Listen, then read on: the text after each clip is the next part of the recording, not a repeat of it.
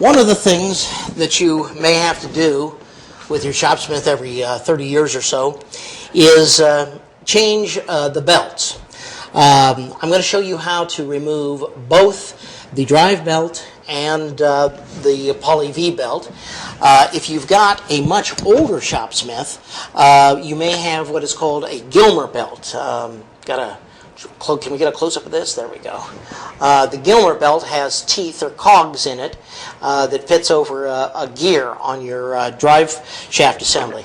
The Poly V belt just has little Poly Vs inside there that run on a pulley.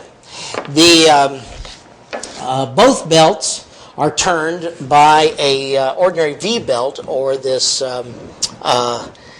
right here, the drive belt. Now, in order to start, you need to run your Shopsmith up to fast, all the way to fast, and then unplug it. I've already done that with this headstock. I didn't want to run it with all the covers off and you watching me. So just in case I got my fingers cut off or something. But this is already at fast. This allows you to slip the drive belt out over the sheaves. Now, in order to do that, first of all, we have to check with my cheat sheet over here, and so I can see what to do next. It's pretty complex. Well, it's not complex. It's just a long list of little things to do. Next step is to take the nameplate off. If you have an older machine, this nameplate is on a spring and it pops off. If you have a newer machine, it's on a pivot, and you remove the bottom screw and it pivots up. Obviously, we don't have a nameplate on this machine because it's completely cut away. Then you may want to drop the motor pan down.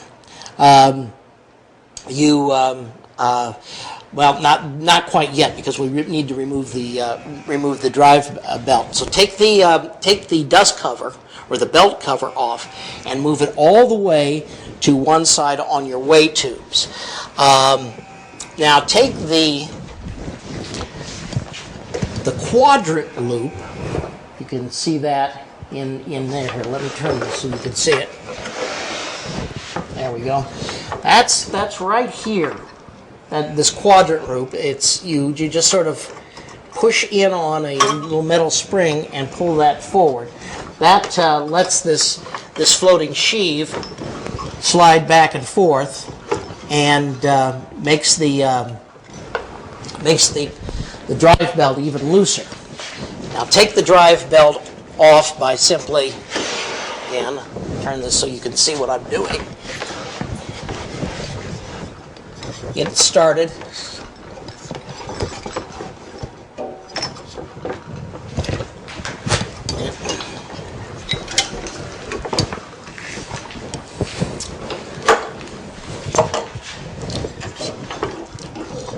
little tighter than the last time.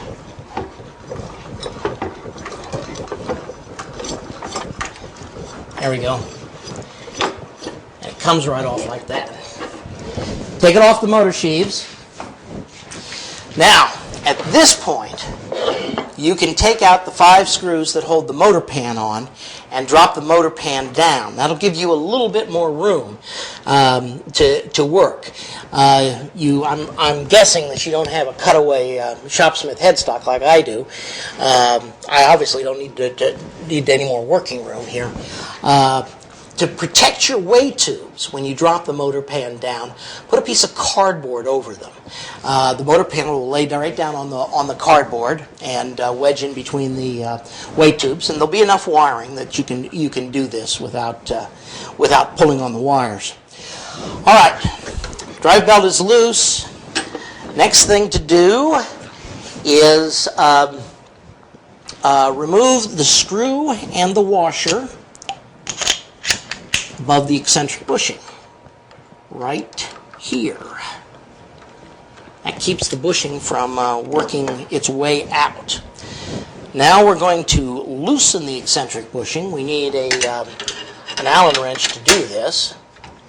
And since this is an older model Shopsmith, we're going to take this bolt completely out. On the newer ones, you don't need to do this. Let me show you why we're taking this bolt out. On let me go to close-up camera again. There we go.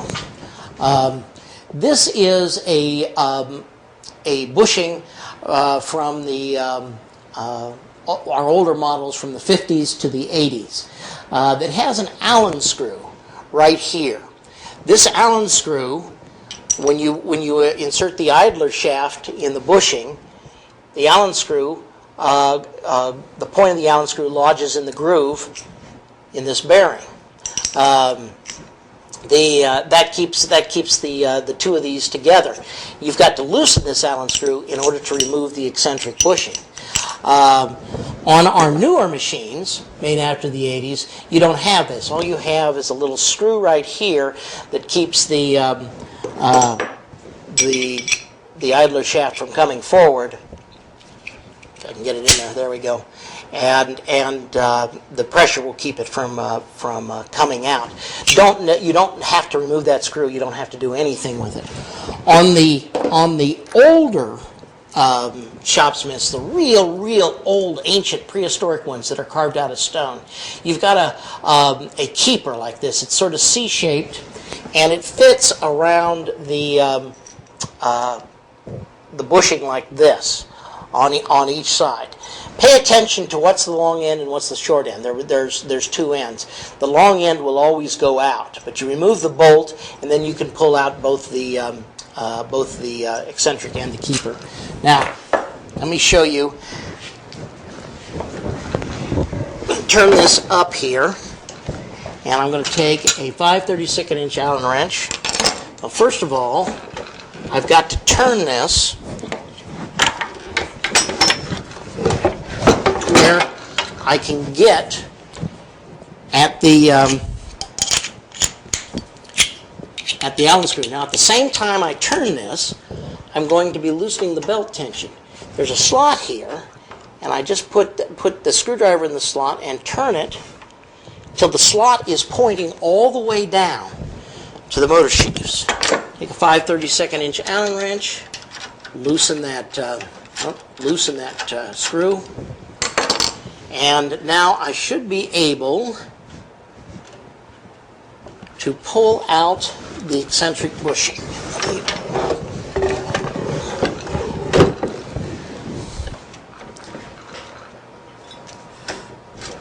There we go. You just sort of have to work it back and forth. It's perverse. It'll come. Honest it will. All right. Pretty soon I'm going to have to resort to swear words. There we go.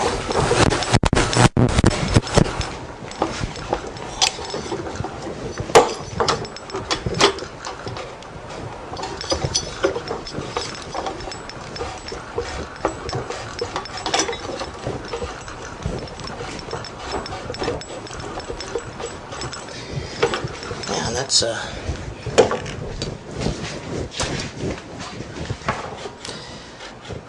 some of them. There. There it is. Eccentric bushing is out, and the belt is loose. Now let's take the drive belt from around the control sheaves. Slip it out. Now, if you were replacing the drive belt, this is as far as you would go. You'd take this and discard it and put a new one in. Incidentally, if you want to know whether or not your drive belt is getting too warm, mic it. It should be half an inch or a little bit more than half an inch wide. I'm getting 0.524 here. If it's down to 7/16, if it's worn down that much, it's time to get rid of it and get a new one. The next step is to get this poly V belt out. Now, there is, let's see.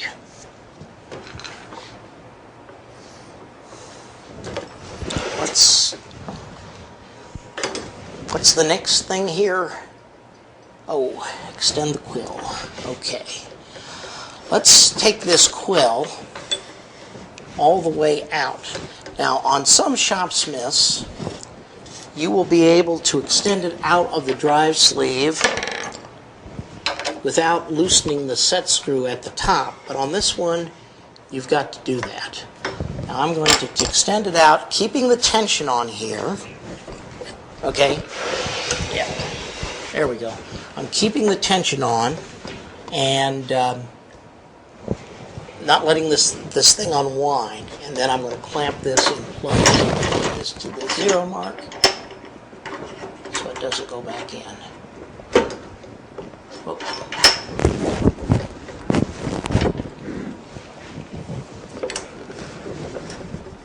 There we go. Okay. Now, in the end of the Shopsmith right here, there is a retaining spring in a groove. And I'm going to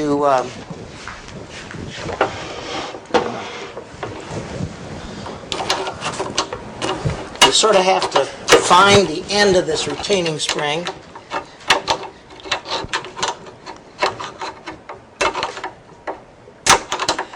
With a screwdriver, get it started, and it'll pop right out like that. You see, that's about as easy as I've ever done that. Usually there's much weeping and wailing and gnashing of teeth there. We're going now to take the drive shaft assembly out. And as we do, we have to work the poly V-belt back on this. We can use the quill to help us do a little pushing. I'm going to take a here's a nice flat wrench right here. Just a piece of wood. Let me turn this so you can see what I'm doing here. Let's see. Let's go to one of the close-up cameras, and I'll turn it. Whoop, there we go. Okay, I'm going to put this wrench. See, the quill is extended all the way out of the drive shaft assembly. I'm going to take the wrench. I'm going to loosen the quill. Come on. There we go. And use this. Well, I will use this when it gets engaged. There we go.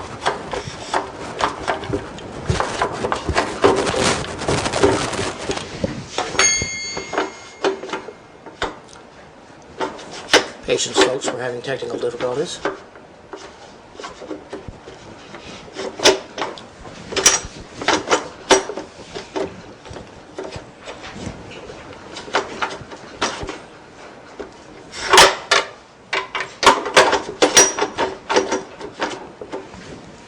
That shouldn't be that hard.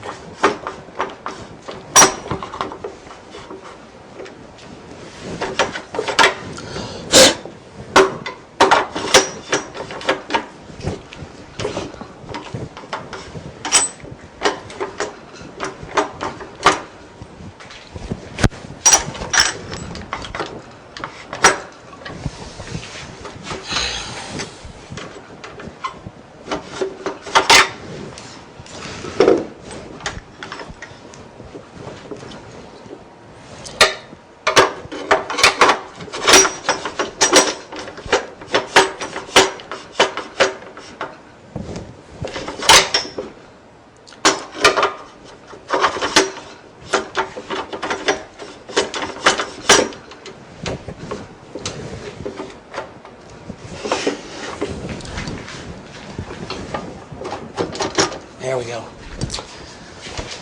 Just being perverse. There we go. Now I'm going to use the quill to push this back, and it's still being perverse. And push it out of the shaft.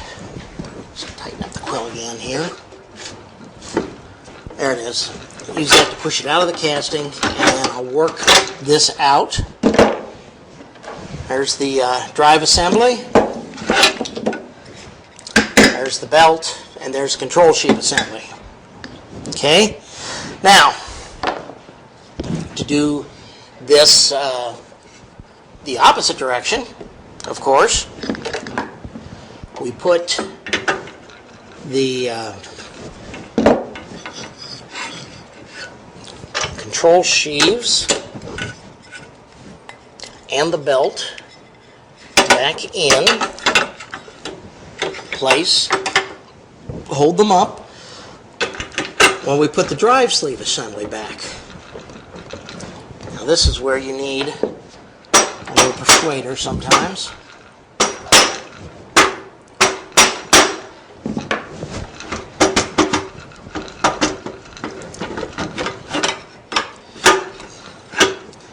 I push this back until it's all the way in. Now, very important, if this is an older machine with a removable nameplate, you want this poly V belt to start in the third groove. There are grooves in this pulley here, and you can see that there's two grooves showing, and it's starting over here. My right, your left, is it's starting in the third groove. If this were a newer belt, you would want to move it one groove over. This is for machines with a nameplate that pivots. You move it one groove over, so only one groove shows. Okay. Of course, the Gilmer belt aligns itself. There we go. All right. That's the poly V belt properly positioned in the Shopsmith here. All right. Let's replace the eccentric bushing.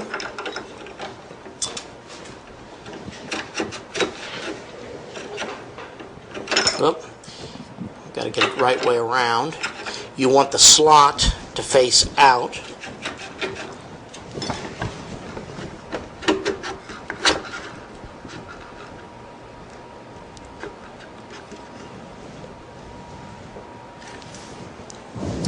Okay, let's replace the keeper spring here.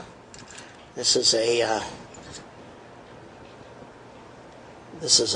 task that'll test your patience. Believe me, it's like getting the cap off a child-proof model.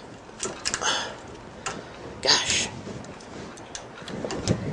boy, this I must have eaten my Wheaties this morning. There we go. You'll hear it click as it drops into that groove.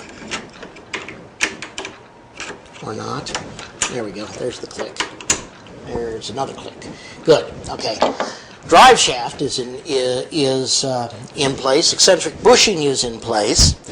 Let's turn this up and tighten that Allen screw under there. Now, you don't want to tighten this too much. You just want the Allen screw to rest in the groove, and then maybe just a little bit tighter. If you get it too tight, the bearing will let you know in a hurry. You'll turn it on and there'll be a big screen. There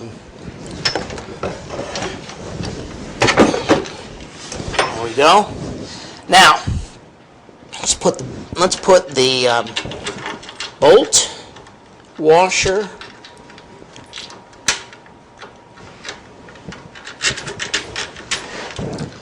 and nut back in place.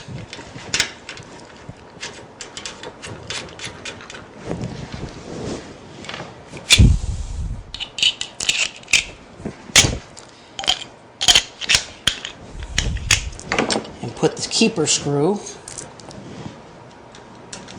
right here at the top, back in.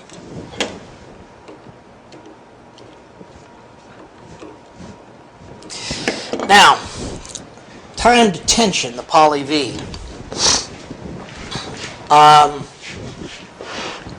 On this, you do this by feel. You push against the belt. You push against the belt as you're turning it and tightening it. Because this is eccentric, you can tighten this by turning either way. I just, and most of the people around here, just turn this to the turn this clockwise. You turn that until okay, that's pretty good right there. You want to be able to deflect the belt about 1/8 of an inch when you push in hard. That's about right where it needs to go. So at this point, we tighten that Allen bolt. Okay. Everything looks like it's working pretty well here. Let me release the quill feed. Put that back in. Incidentally, if for some reason you lose the tension on the quill feed, all you have to do to get it back is turn this around 3 times against the spring. Put the quill in and let it retract. To adjust this keeper nut here at the top, take the quill out about 1 inch. Tighten the nut so it rests in that groove and is tight enough to keep the quill from retracting. Then loosen this until you see that happen. There you go. Now let's put the V belt back on, the drive belt. We've got to get this. Let's see. I gotta turn this. Let's go to the close-up. Yeah, there we go. Get the drive belt up and around the control sheaves.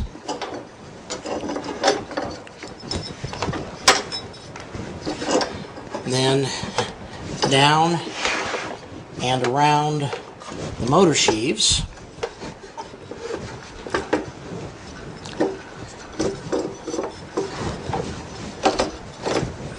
There we go.